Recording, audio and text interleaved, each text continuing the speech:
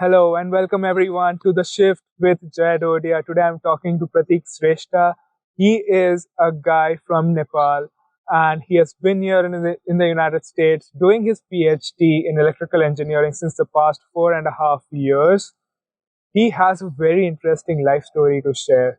He has lived his life over here even during the COVID situation when the COVID situation actually hit. I cannot imagine staying away and living through it all, away from my family when things were uncertain, but he has done it all. He has a lot to share about it. He also has a lot to tell you about tech stuff that he is actually working on and a lot of perspectives towards different things that he faces in life. And before I tell you a lot more about him, let's directly hear it from him. And yeah, don't forget to like, subscribe, and share this video with your friend, this podcast with your friend, if you actually really like it. And I'm so grateful that you're here. Let's dive in and let's hear it from Pratik himself.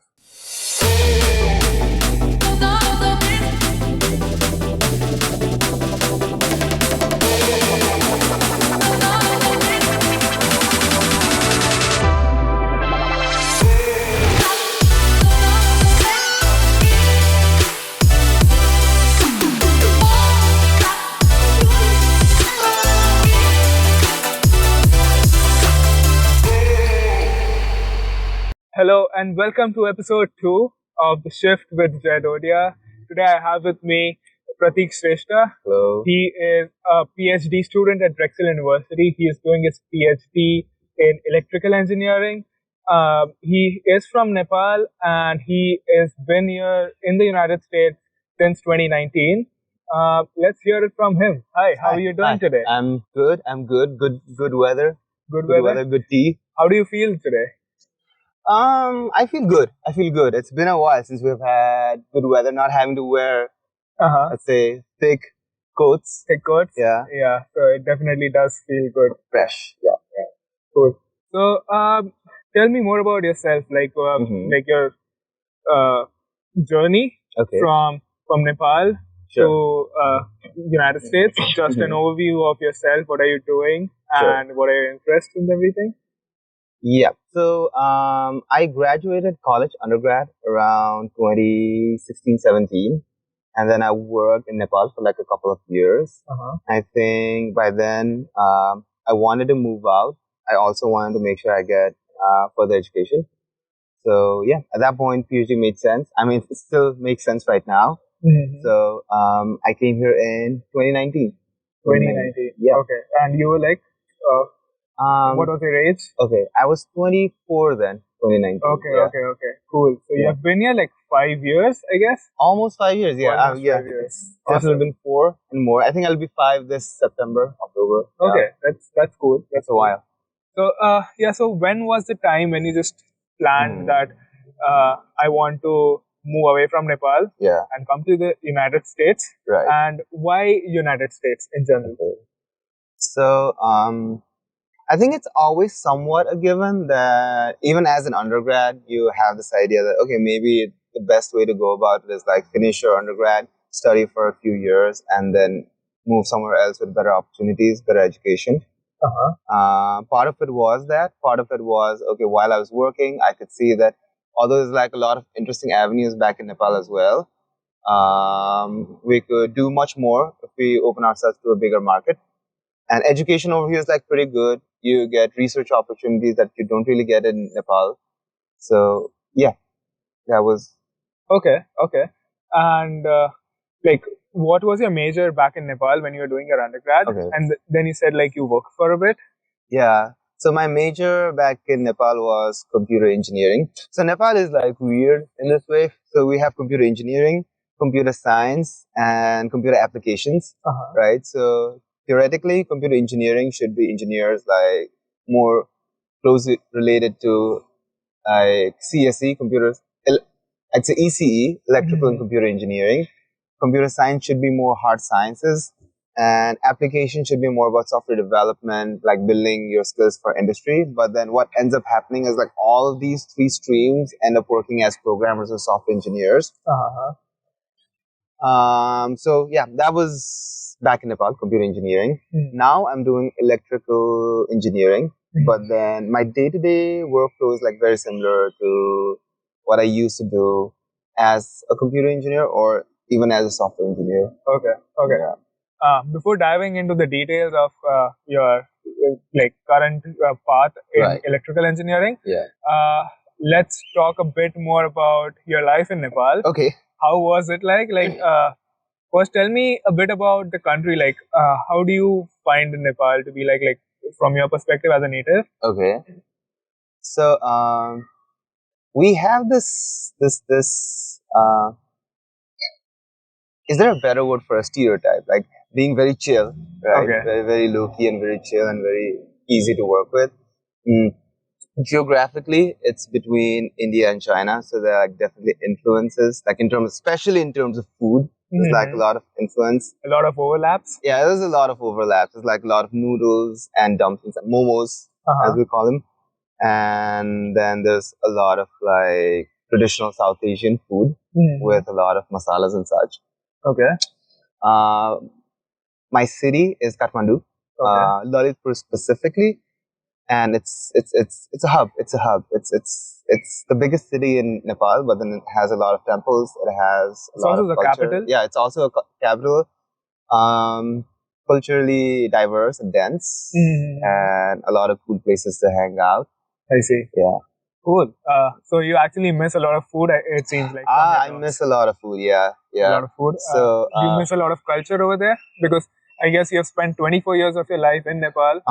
So, what are the things that you miss over there? Like, I mean, so I went back to Nepal, I think 4 or 5 months ago, and it had been like maybe 3.5 years since I'd been back. And I think what I enjoyed most was going back to places that you could go as kids. So they're like parts of, we call them squares. It's like a big hub where you have like a lot of temples and a lot of like street food. And I kind of miss those. So I enjoyed them a lot. I see.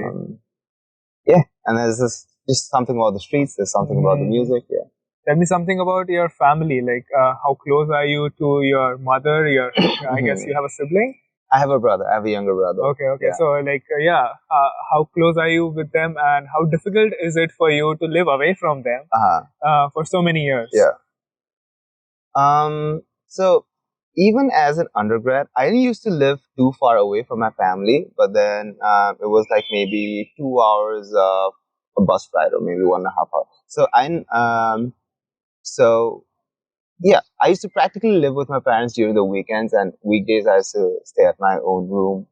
Right over here, I felt, especially with my mom, because you miss a lot of food from back home, so you start learning to cook.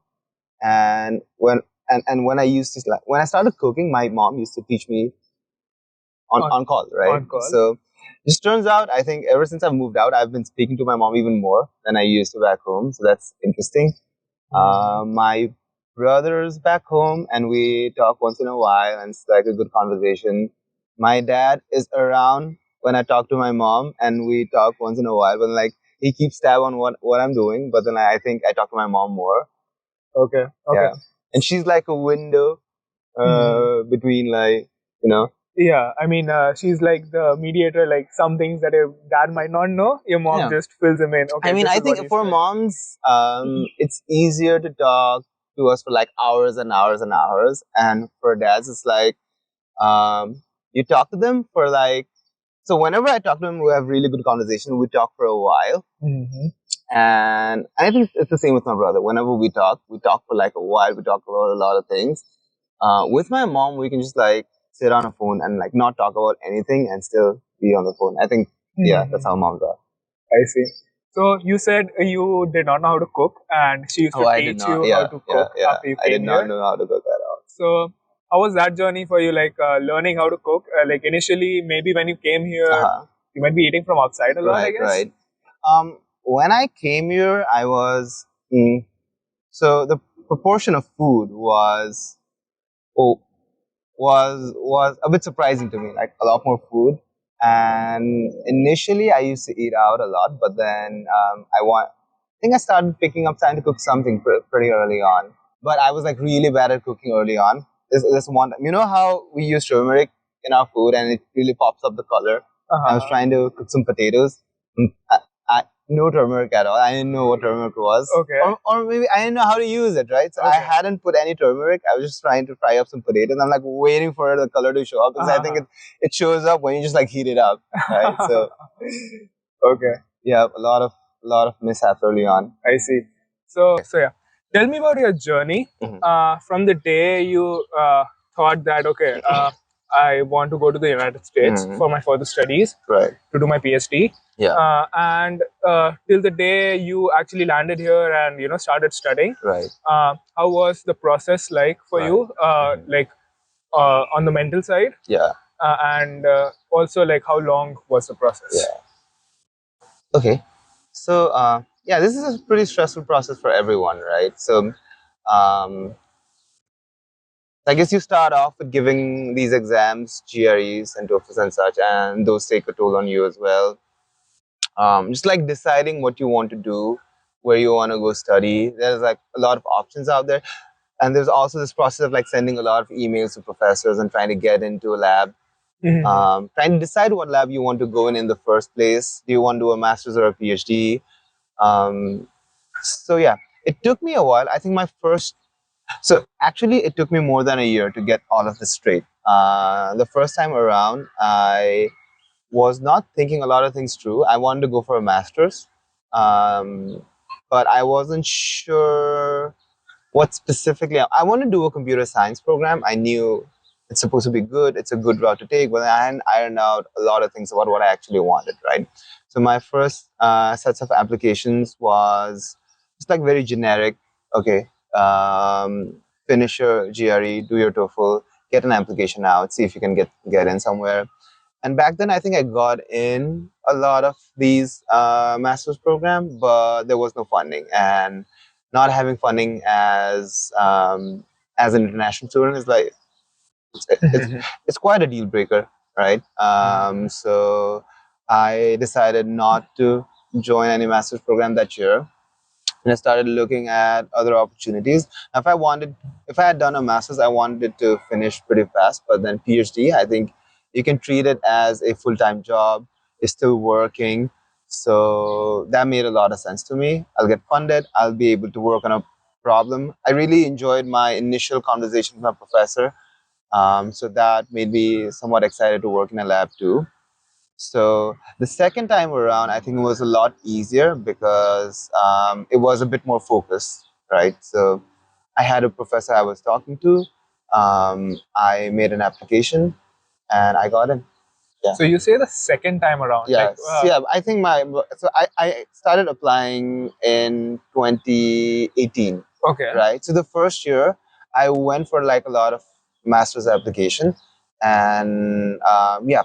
So not having funds was slightly problematic for me. So I decided not to go for those programs, and then in 2019 I kind of had this idea to go for a PhD, not only because it made sense financially, but then also as it seemed like a logical step for a career as well. So mostly because while you're studying, you're also working, so you're never letting go of your work life. So that made a lot of sense to me. So in 2018, I tried for a master's, but then that didn't really work out. But then I had to wait a year. But then 2019 for a PhD, it kind of worked out better. Okay. Yeah. So you were working before coming here. Okay. So how long was it? It was roughly 2 years. 2 years? Yeah. Okay. So how was the transition from working? Where were you working again? I was working in Nepal. It was a software company. I worked mostly as a software developer. Okay.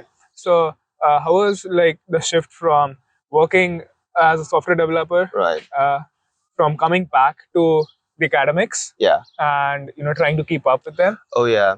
So the first few months were weird because like so it wasn't so much as like going back to the academics, because the academics in Nepal and US are so different, and even so for like a PhD. So whenever I took classes, um, So my professor told me I didn't really have to take classes unless it helped me for my research, right? So there's no requirement for a class for a PhD. All you need to do is research. So the classes I picked were mostly geared towards my research, and it had a lot of I had to go through a lot of papers, do a lot of reviews, try and come up with a lot of problem formulations, which is like very different from what we used to do back in Nepal. So it wasn't so much so as going back to academia, but then like shifting this idea of like academia to gear it towards research. So my homeworks or my grades are not as important as how much they supplement what I'm doing in my lab. I Right? see. So I see. and beyond that, I think on a day-to-day basis, working in a lab and working in a software company was somewhat different in the sense that software companies, you have like 40 hours of time you give to a company. If you know what you're doing, you can kind of carve out your work in such a way that can be done within 40 hours. Everything is like more or less deterministic. Whereas in research, you don't really know what works and what doesn't. So it takes a lot of like trying and failing and trying again. I see. So after you came here, like, how did you manage your accommodation? Also, like, tell me something about your life with a roommate. You were living with a family before, and then now you had a roommate whom you did not know at all. Whom I did not know at all. Yeah. So this is a funny story. So when I was when I, so I think we came in like a month earlier than when the classes or when the term started here in Drexel. We had this like international teaching assistant program. And someone from the university told me that another student who is going to be joining the same program is going to be in the same flight as me. So my roommate's from China and I'm from Nepal, and we had this connecting flight at Doha. So I knew there was like someone from Drexel who I might potentially meet at Doha, and I got hold of him, and we came in together. And our first month, the college provided us accommodations throughout that program. And turns out we were roommates, right? So we lived together for a month, and it made sense to move in together. So yeah, I technically met my roommate before we landed in the States. Wow. Yeah. So is he from Nepal as well? He's from China. He's from China. He is also working as a PhD in biophysics. Wow. So yeah. So as you said, like Nepal has some overlapping with the Chinese culture of food. So is it like, does it make it easier for you to live with him? It does. My roommate's pretty easy to live with, and that really helps. And then I think so early on. So it comes back to food, right? Early on, did not know how to cook anything, and eventually I start picking up mostly Nepali cuisine or like South Asian spices and such. But then turns out if you just like tweak something, like instead of using our spices, maybe use soy sauce or maybe use a fish sauce, right? Okay. You just like turn it chicken. You're cooking chicken. Don't use like maybe turmeric. Don't use garam masala and such. Just like throw in a little bit of soy sauce and then it becomes something else. It's like closer to what he eats. Okay. So that's how you started? Yeah, that's how I started. Right? That's cool. I love chili oil, and it's like my go-to these days. I can eat chili oil with like anything. Yeah, I mean, even I like it a lot. So we have this thing called tsura. I think in India they call it poha. Right? It's like a soaked puffed rice. Yeah, like, and you beat it up and you flatten it out, right? I eat that with chili oil anytime. It's like when I'm too bored to cook, that's what I eat. Okay, that's cool. Even we have it a lot. Like even I cook it sometimes. Right. So tell me more about. So yeah, I mean, you came in 2019. Yes. And after that, within 6 months, I guess. There was the huge roadblock called the COVID-19. COVID-19, yeah. So tell me more about how you actually learned a bit about okay, something is happening in the world, right, and it is life changing. Yeah. It is uncertain, right, and is it scary, or is it just some other random thing that keeps coming, like some other disease or something? Yeah, tell me about that phase, just the onset of COVID, like the onset of COVID. So I was very lucky with my roommate because he's very easy to live with, and especially during COVID. So he was from China, so he knew. So when COVID started on, even like early on, right? I think there was a point where United States did not have any infections yet, but then it was a big deal in China and it started spreading. I think, I'm not sure, I think it was like Iran or some place in Europe. I'm not entirely sure what country. It started spreading across the world, but then it hadn't gone here to United States yet. And he was concerned that it'll eventually start spreading over here too. He had seen what it had done in China. I think his friends and families were around the places that were affected, so he had a good, um, let's say, finger in the pulse. So he suggested that let's stock up food. If something happens, we want to stock everything up for like maybe at least 3 months. So yeah, living with him, he was a lot more prepared, and just like I went along. So in terms of like the earlier days of COVID, that really helped. And then everything started shutting down. That part sucked. Everything started shutting down. You can't really go outside. You're working from home, so it doesn't really feel like you're living in the United States. I think for like the first 2 years or so, 2.5 years, I didn't really feel a connection to Philadelphia, to be honest, because I was mostly living inside my apartment. So yeah. Okay, so you said about like your roommate was very Right. supportive, Yeah. and because he knew the on ground effect that it had on uh, China and how it was spreading in the world, and he was like kind of prepared for it.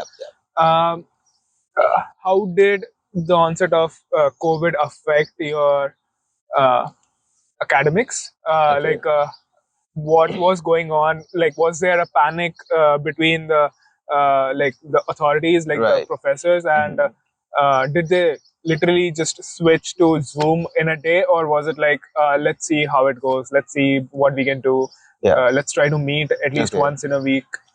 So my professor was also very cognizant about the fact, right? I think what also happened, we are trying to, at that point, I think we were trying to get a new PhD student within the lab, and that PhD student could not join because of COVID.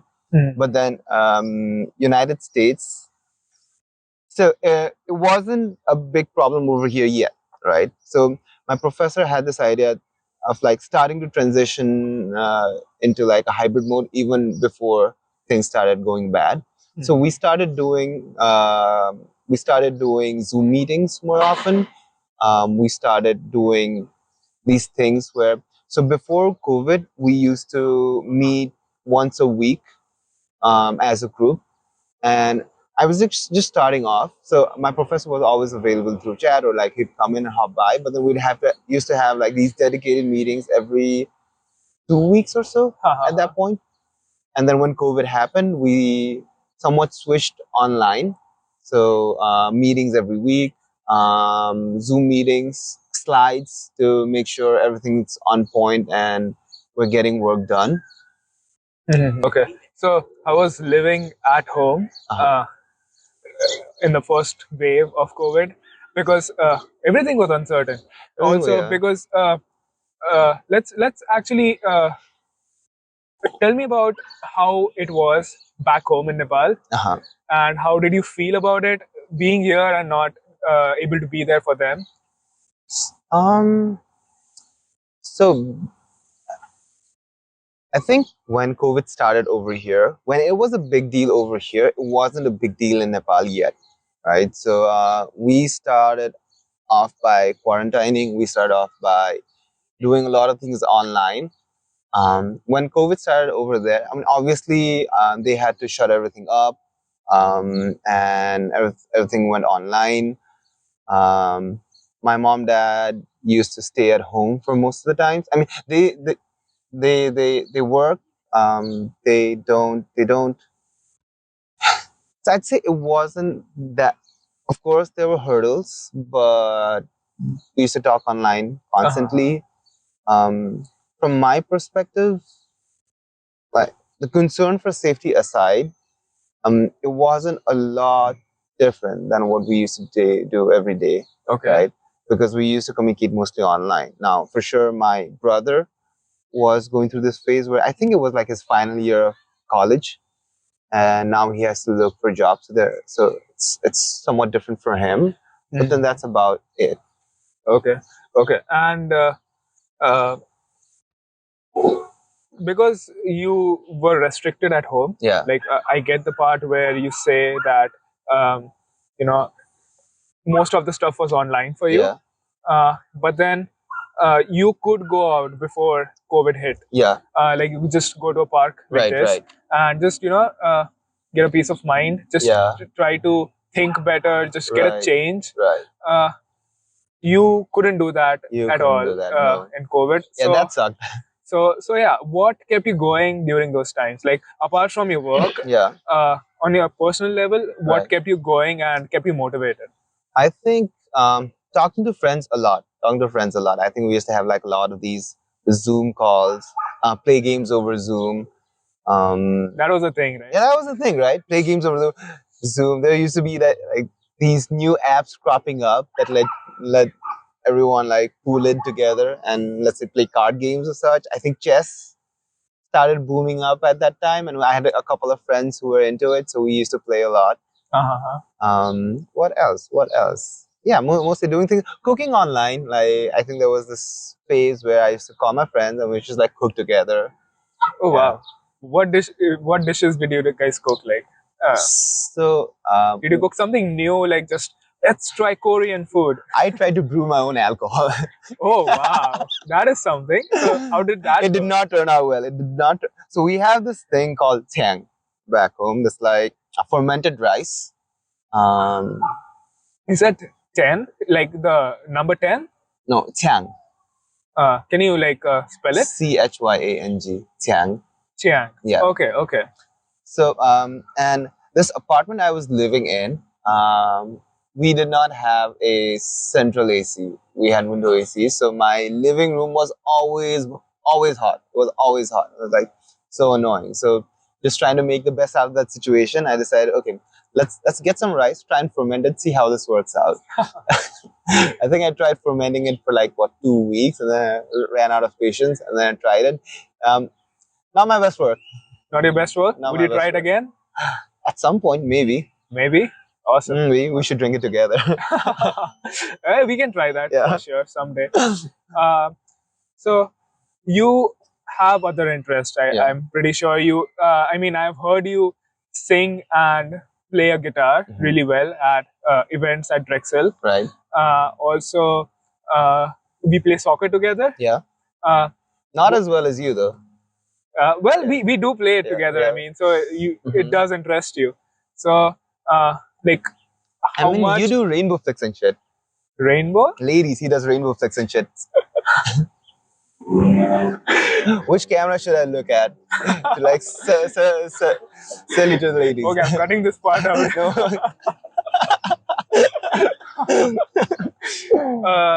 Well, so yeah, like, what made you get into music? Okay. What made me get into music? I mean, I don't think there was like this specific point when I started getting into music. I always liked to listen to music or sing or just in general. I think I picked up guitar at around 2009. I think we've talked about this, right? So Indian music is like very big in Nepal, Yeah. and there's like Nepali music, Okay. and there's like Western music as well. So there are like a lot of different kinds of music. So we used to listen to things like, I think, Guns N' Roses and Blink 182, bands as such, right? Green Day, Linkin Park used to be very big when I was growing up. I Same think, here. yeah. And then a couple of like Indian movies were also pretty big when I was growing up. Were you into Bollywood? So there were a couple of good music. I wouldn't say I was like too much into Bollywood, but then I could really appreciate some music, right? There were like certain musicians I really like. There were like certain songs. A.R. Rahman, I like his song a lot. I think his music, you can't really defined by a genre, right? I think it transcends a lot of things, and they're like, and it's very similar to Nepali music as well. So it's like an easy transition. I think Rock On as a movie was like super important to me when like, okay, I see these guys playing music, and then like, okay, I want to pick a guitar. I think. So that movie made you pick a guitar? I think, okay, I wouldn't say that movie made me pick a guitar, but then when I started playing, and there were like definitely a couple of important Nepali songs. There were like a couple of important Nepali bands. I think like what's some band? Albatross is a Nepali band that was like super important for me. I think 1974-80. I think All Nepali Love is like, and there are like a lot of Western musicians as well. I think for us when we were starting off, somehow I don't hear a lot about them right now. But then what was the name of that band? What was the name of that band? Perfect. What was the name of that band? Simple Plan. Okay. Yeah, Simple Plan used to be a big thing when I picked up a guitar. And similarly, I think Rock On was one of those. So when was the age when you started playing guitar? I think I was maybe 14, 15. Okay. Right? Optimal age. Yeah. I see. This is when you start trying to be cool. Yeah. Yeah, I know. Yeah. When puberty hits. Yeah, when puberty hits and you need something for yourself. Yeah. Okay. That makes sense. Yeah. So when you actually came from Nepal to the United States, did you find any cultural shifts? Like, did you find things are pretty different from how I have lived in Nepal? Yeah. I mean, in India. Did you say where you have lived or where? No, in Nepal. I said Nepal. Okay, yeah. Like I'm talking from your perspective. Oh, okay, yeah. So, like, did you find those differences? Like, and what were the major differences that you actually initially saw? What are the major differences? Food is one of them. I think bigger proportions than Nepal. That was like something pretty interesting. What about the people? The people were also, I mean, when I came here, I was kind of expecting things to be different. So maybe that's why I did not pick on a lot of. So nothing was super surprising to me because I was expecting things to be pretty different. I think one thing that like really surprised me was the taste in music. I somehow thought like a lot of our music was influenced by the music. So the folk music? Yeah, no, not the folk music. Folk music's there for sure, but then like this new, I think rock music and guitar used to be like a big thing in Nepal. I think it probably still is. And I used to think people over here. So okay, here's the thing. I used to think Hard Rock Cafe would be like buzzing and very busy when I jumped in. And I was like so excited to go there for the first time. And turns out like everyone over there is like over 40s, and it's a thing of a past. It's not very current anymore. So that was something like really surprising to me. Okay. Yeah. And like, what about the lifestyle over here? Do you feel like the lifestyle over here is a lot more different? Like, I mean, it definitely is different. It definitely is. Do you feel the warmth over here that you felt back in Nepal? So in Nepal, there's like a lot of things you could relate to, right? So when people speak the same language, they enjoy the same food and they enjoy the same music. I think it really makes interacting easy. So over here, if I meet someone new, I know they probably haven't watched the same shows that I've watched growing up, right? I know they probably don't know the same songs that I grew up listening to. And when you meet someone from Nepal or when you meet someone from that part of the world, I think those kind of cultural experiences really help build a connection. Over here, I think initially finding that connection, right, is hard. So it takes a bit more effort to be really close to someone who is not from your own background. I find it interesting. People who are not from here, let's say from some obscure. So Nepal, there aren't a lot of Nepalese over here, right? And let's say there aren't a lot of I had some Bangladeshi friends, or I had some Iranian friends, and they're not. I had some Turkish friends that are not from here either. So even though we have like different, how did you meet them? And in universities, sometimes you just meet them. Was it easy to connect with them, communicate with them? So in terms of communicating, I think it's slightly different from connecting, right? Communicating, I think you can communicate with everyone, right? Connect, I think you have to have like some kind of a shared experience to really connect with someone. So let's say my friends from, let's say, Turkey, it's easier to connect with them just because they have the same experience, right? They're coming out of their country, they're in this new environment trying to figure things out. I think that's a good bonding experience. Beyond that, people from Nepal or even India, Bangladesh, who have like a lot of cultural similarities, so that makes it easier to bond with them. So there are definitely certain things that makes it easier to bond with certain people, and communicating, having a good time. I think it's, as long as you're open to experiences, it's quite easy. I see. Okay. And did you know how to speak English before coming here? Because that's like a major thing over here. Like you need to talk to someone, and the common language that is there, that is English. Right. Was it a struggle for you, or did you like know how to speak in English from before? Like, because you're from Nepal, I'm just curious about it. So I was fairly good at speaking English, mostly because I used to watch a lot of shows. Okay. Yeah. And when I came here, it wasn't a big jump, but I did feel early on, so because I used to talk mostly Nepali with my friends and family back home, and you only use English in a professional setting. So that was a transition, right? Trying to transition from using English for your day-to-day job only, to talk to clients or talk to people around, or to watch shows, right? That's all you use for. You don't really speak a lot of English with, let's say, your best friend. So transitioning from that to like speaking English every day was a process. And early on, I used to find very weird that you spend a whole day without speaking Nepali at all. So I just call my friends to speak in Nepali. Okay.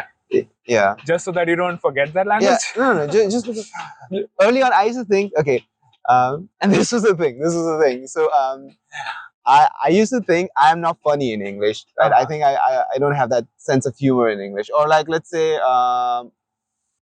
you know how it is, right? Your language, you're quippier in your own language, I guess. You are not able to actually articulate well in English the thoughts that you have in your own mother tongue. Like, I think when you're speaking your own language, like your sarcasm, or like, I was very concerned that people think I'm mean when I'm just trying to be funny, because that's how you speak. Correct. When you're speaking in your own language, is the kind of implied, right? Yeah, you don't get the comfort level. Yeah. Correct. I mean, it takes a while, but then I think you, in a couple of years, you kind of. So did you find any Nepali people over here, and like, did that make you feel at home? So I knew a couple of Nepali people here. I'd say early on, especially pre-pandemic, I did not have a big Nepali circle. Okay. I used to have a lot of friends from university that are not Nepali, and I used to talk to a lot of my friends from back home. So that was about it. I think ever since, I think the past few years, I think I've met a lot more Nepali people, because I think Drexel, our university, a lot more Nepali people coming in, not just as undergrads, but then as grad students as well. So it's definitely been a lot more of us recently. But then maybe that's like, maybe early on, not so much. Does that make you feel at home though? Like when you meet those people, you cook Nepali food, you talk in your mother tongue. Yeah. And that definitely makes you feel at home. Yeah. Yeah. Does that give you like a homely vibe? It does. It definitely does. So we try and hang out almost every week or every other week. And yeah, it definitely makes you. So you guys sing the Nepali songs? Yeah, we make a lot of noise.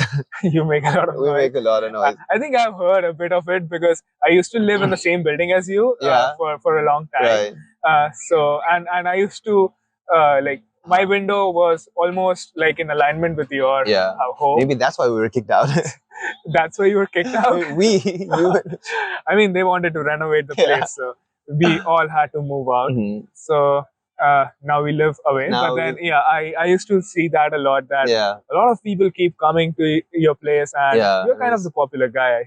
I feel. And there are quite a lot of us right now, so we enjoy each other's company. We have a good time. Yeah, I see. for sure. I see. And let's talk about the PhD that you're doing. What exactly are you doing in electrical engineering?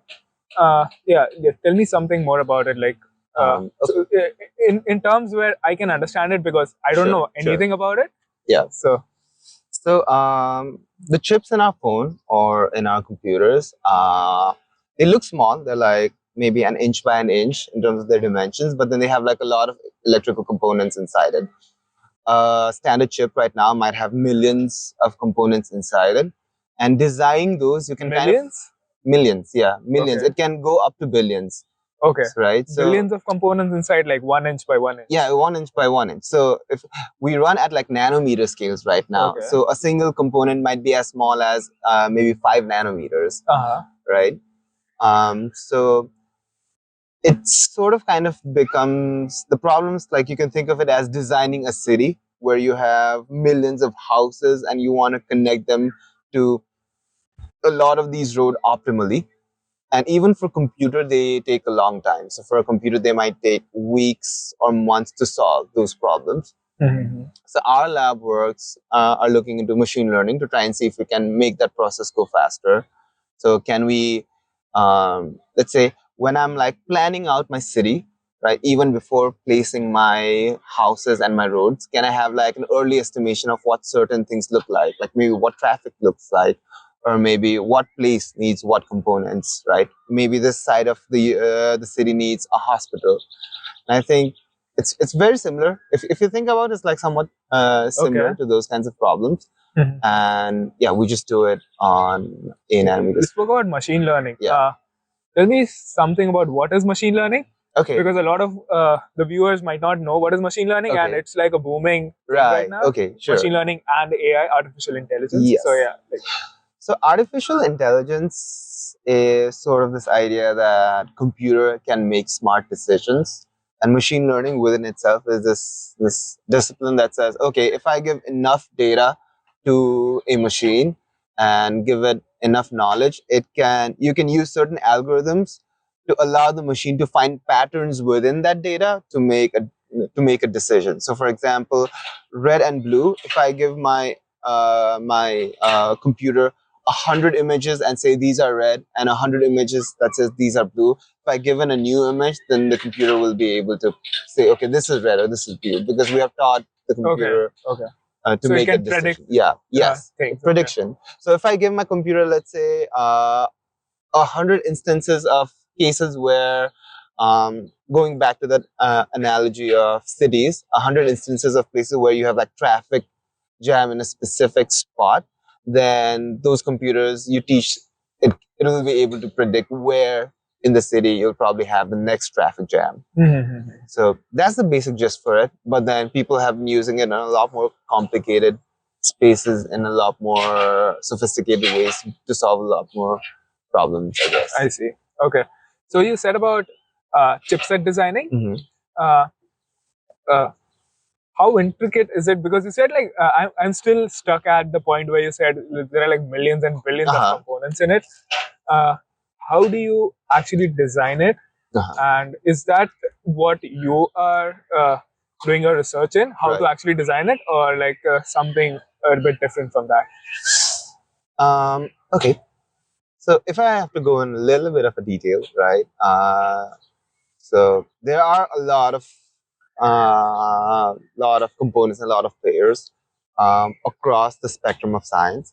So you have these material science guys, these physics guys who have figured out how to use these small materials, right? These silicon-based materials in such a way where you can build switches out of things that are in nanometer scale, right? And these switches are very simple on its own, but then when you take like a million of them together, then you can do enough complicated things to build a computer. So that's like what device physics or like physics guys do, material science physics guys do. They use these materials, sand, silicon. Okay, maybe not sand, but then silicon to build. I was just wondering that. So they get silicon out of sand, but then that's what you use to build these ground level stuffs, right? And then people have been working on it for like decades to make it smaller and smaller and smaller. And once you do that, there are like people on top of it who use that structure and say, okay, I have this way of, if you create me a map of how these components look like, I can map it into a small chip, right? So they're like device physics guys and they're like fabrication guys. These are what fabrication guys do. And you are into? And then there's like a layer on top where like, okay, there's this map. If you give me a list of components, I can algorithmically convert that into a map, right?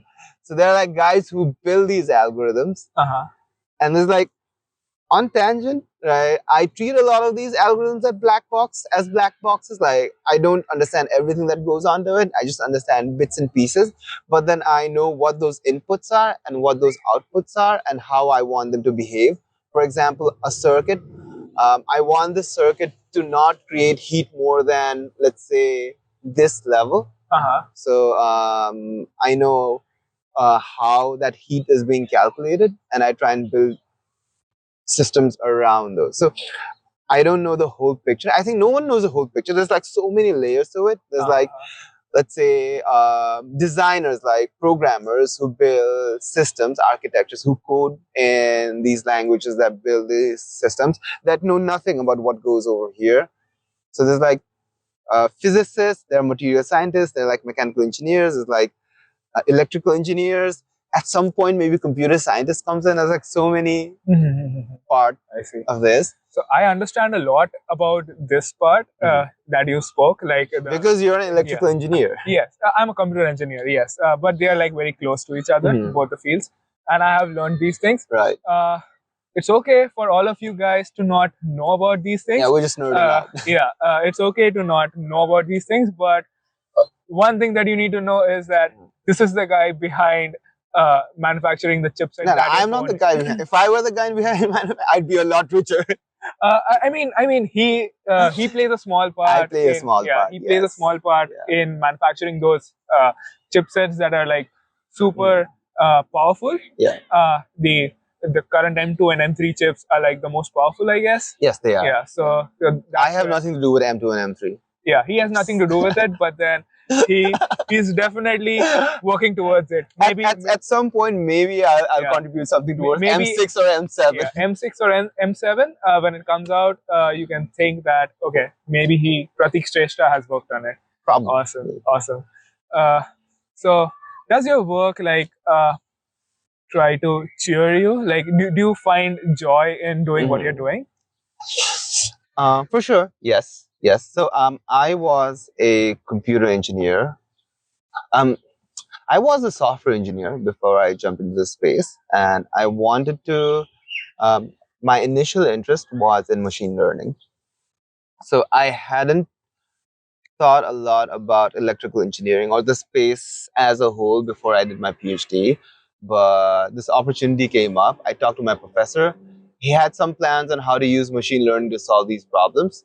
So that's why I jumped in on it, right? So these conversations that we had, like things about chips and such, I actually am pretty new to this space. But the idea of like building these systems, and I use programming a lot in my day-to-day life, and that's what excites me in a day-to-day, hour-to-hour basis. So I definitely enjoy that part of it. And chips is something like, it's a domain, it's a problem that I solve using something that I enjoy doing day to day. From your talks, it definitely feels like it was a really good decision for you to like, take the leap and come to the United States. Oh yeah. And learn these things. which I don't think, like even in India, when I was over there, I did not know so much in detail about these things that I did during my masters, about the new technologies that are coming up, the kind of exposure that you get over here is very different. For sure. It's so and this might be an opinion, right? But I feel like over here, so back in Nepal, I used to feel education is like very theoretical. I mean, it really helps you because I think students over there could be really strong at maths and sciences, getting the implementation done, doing the dirty work. And over here, people are like really geared towards problem formulation, right? So if I have a problem, how do I solve it? And what are the specific tools that I need to solve it? Once I've ironed that out, then I'll go deep into that tool. That's like a really good way to think about it. And the other side of it is like, okay, I'm very good at maths or I'm very good at sciences. I'm like really good at solving a lot of these problems. I'm like very efficient towards, which I think is like how a lot of these good students in South Asia are. Like they're very good at solving a spectrum of problems. And if you marry these two ideas around, where you're like good at solving problems, but then you're also really good at problem formulation, I think that's how you get. So, did coming to the US made you feel like there is a lot in yourself that was like not explored, or like things like being more productive or being more resilient and being more independent? Like, were there some things like these like made you feel, oh, I did not know I was, potent to do such things, but then you came here and you found out, oh yeah, I can do it? That's a good question. So, I used to live alone in my undergrad, although I was like very close to my family. So it wasn't like as if I was like left on my own, but it wasn't as if I'm living with my family either, right? Although the biggest difference between back then and now is that I have a bigger apartment, and somehow like cooking for yourself, having your own kitchen gives you a different perspective, right? And that's something I'm like really intrigued with, right? Having my own kitchen, setting up my own kitchen, right? Beyond that, like whatever happened whatever is happening right now is like sort of kind of a plan for sure. I'm kind of especially with my PhD. It is quite interesting how further you can push yourself when you have like when you're just like thrown into that situation. Early on, especially in my first year, I was like very skeptical of how much I could do within the space because I was so new to it. But now I feel a lot more different. I think I feel a lot more confident about me being in this space. In terms of day to day life, I am super surprised that I'm being able to hold an apartment and not make a big mess out of it, right? Yeah. But yeah. So it was a lot different. Like it was a lot different. Did you perceive things from a different angle? Okay, maybe if you compare things over here, like the way you live over here, and probably how your parents live over there, the way they think. Right. Do you think there is a lot different in how you perceive things and the way they look at it? That's a tricky question for me. That's a tricky question because I talk to my mom a lot these days, and I feel like, okay, if we go back maybe 4 years ago, I think yes, right. Even like how I felt back then and how I feel right now might be a lot different. Although on top of my head, I really can't put a finger because it's been a gradual change. I feel like since I talked to my parents, like maybe at the very least 2 or 3 times a week. So it feels like any progression or growth I've been having on my end. How about talking to the friends over there? Like the way they look at things, the way they look at their probably the career or the life over there, and the way you look at life. Would there be a difference over there? So there's like two aspects to it. one. Like a lot of my friends actually ended up moving here. So it's fair to say I have a good numbers of friends in let's say Boston, New York, or West Coast, and fewer friends back in Nepal. But I have a couple of friends back in Nepal, and I think the biggest difference I have seen is since they did not move, I think their life is a lot more stable.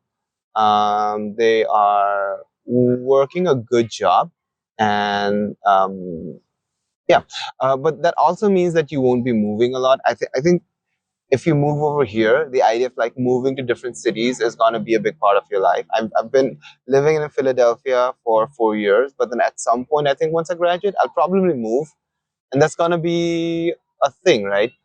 As opposed to, let's say, my friends who are back in Nepal, they're probably, unless they plan for it, they're probably going to be in Kathmandu. And I think that's going to be the biggest difference. So when you move, you're going to be looking for places that you like. You're going to be looking for circles or friends that you enjoy, and that's going to be a different process. I think that might be the biggest difference. Okay.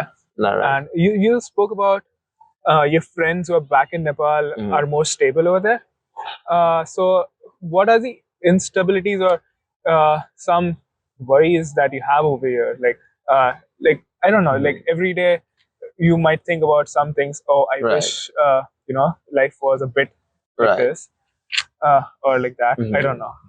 So once you come here, I think it's sort of jumping from one process to the other process, right? And I think I can't comment too much on it because I think master's students have it worse than PhD students, or I wouldn't say worse. I think their schedule is a lot more it's a lot more fast paced than PhD. I came here 4 years ago, and I've been like pretty well paced in terms of what I do. I don't need to really think about the next step.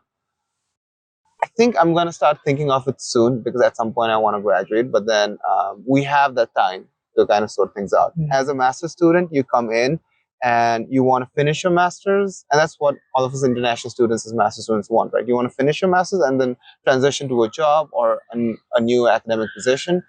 And then once that is done, there's like this whole system of H1B and H1B is the work visa. Yeah, work visa. So you come in as a student in a student visa, you finish your master's, and then you want to transition into a work visa.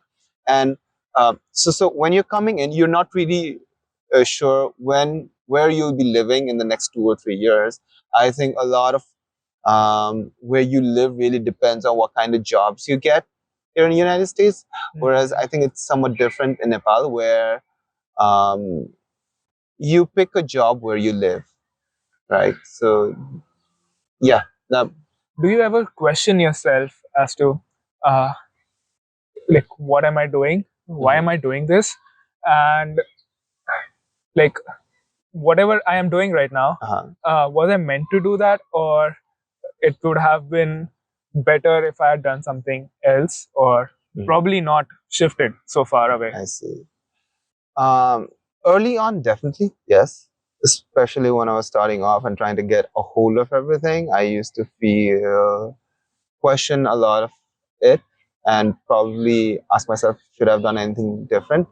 Now, looking back, I don't think of that as much. I do think so. We do want things to be better always. So for me, I always wish maybe the point I'm right now, I wish I was there maybe 6 months ago or a year ago, right? Right. But then I don't really ask myself, should I be doing something else? As a friend, I do ask myself what I'm going to do next. But then I don't really ask myself, should I have done something different? Quite enjoy what I'm doing right now. Do you feel a sense of belongingness over here now that you have lived like 5 years over here? Almost 5 years? For sure, yes. Now I have like places I go to eat. I think that's super important. Where do you hang out? What food do you like? I have like a good set of friends to hang out with, you included.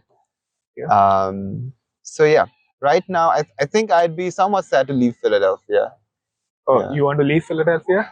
I mean, I don't know if I'll be here forever. I think none of us as international students know for sure if we're going to be in the same city for longer than once I graduate, what's the next thing that's lined up for me, and that might dictate where I end up, right? And I think that's the case for like a So lot how of much have us. you traveled within the US or away from US?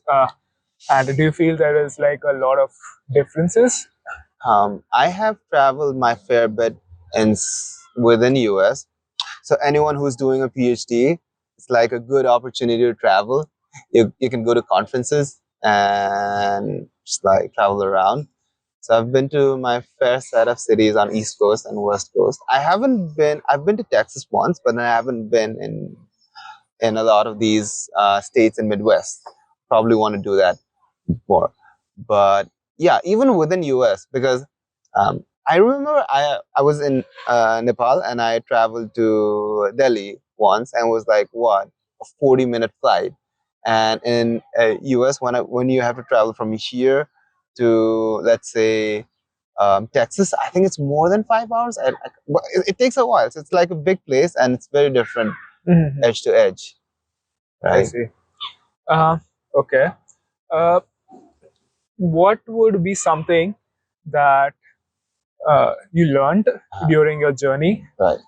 from Nepal to the United States Right. in the past 4.5 years? Yeah. Like some things that you uh, learned along the way, Right. some things, some life lessons Right.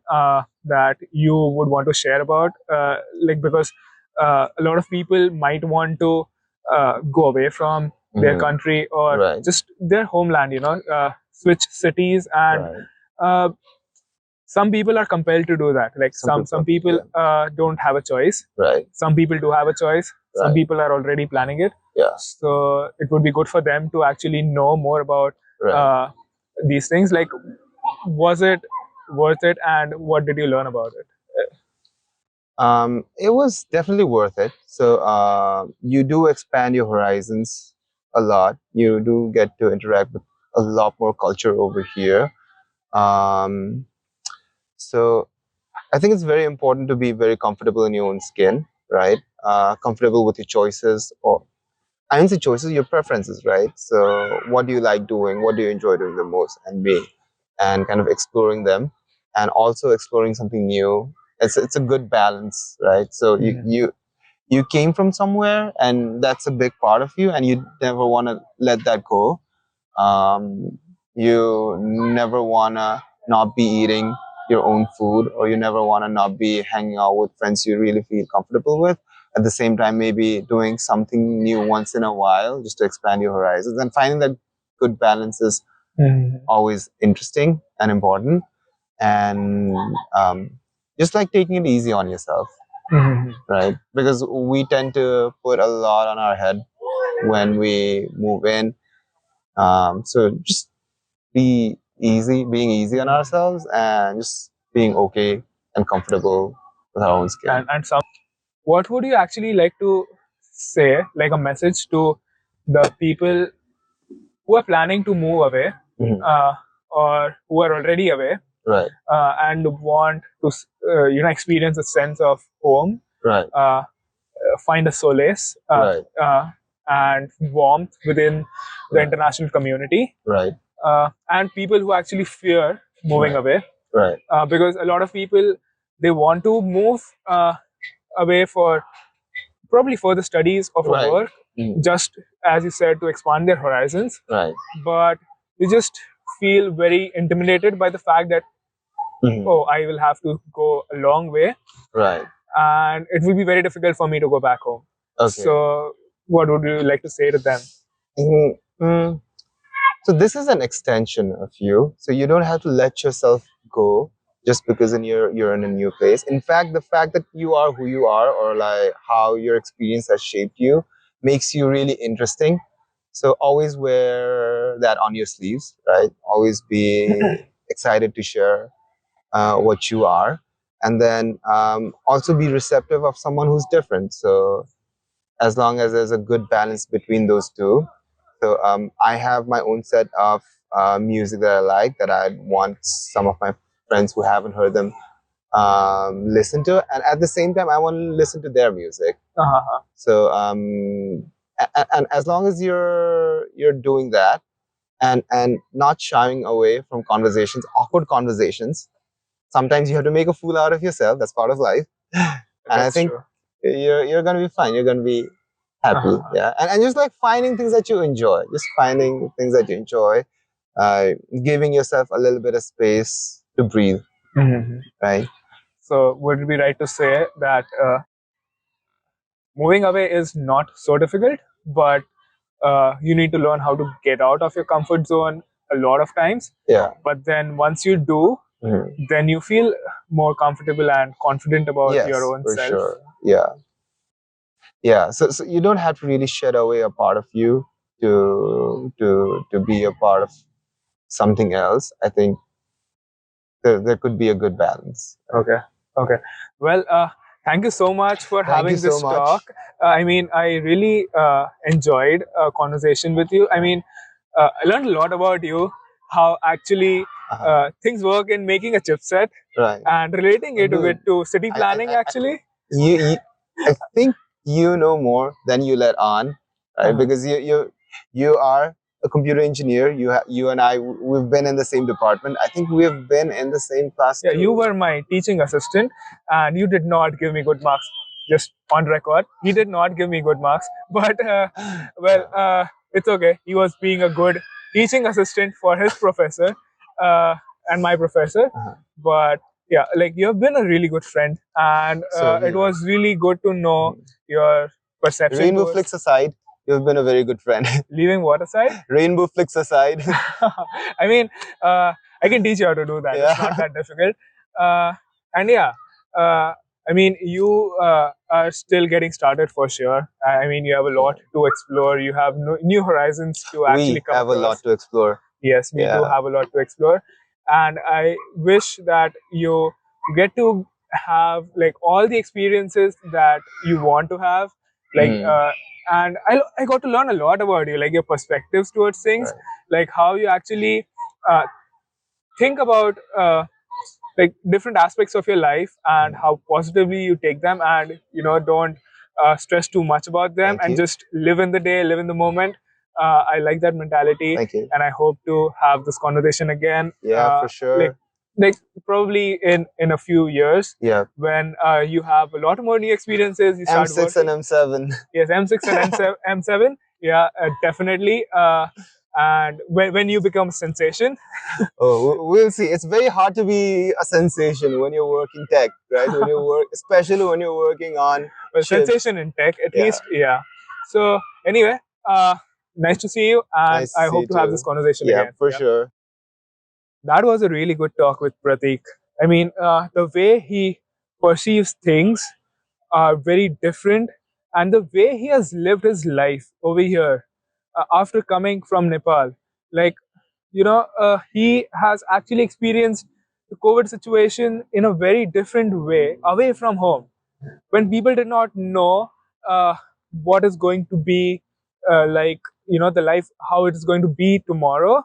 Uh, at home, being at home, he was actually away from home, away from his family, and he still managed to keep his spirits up.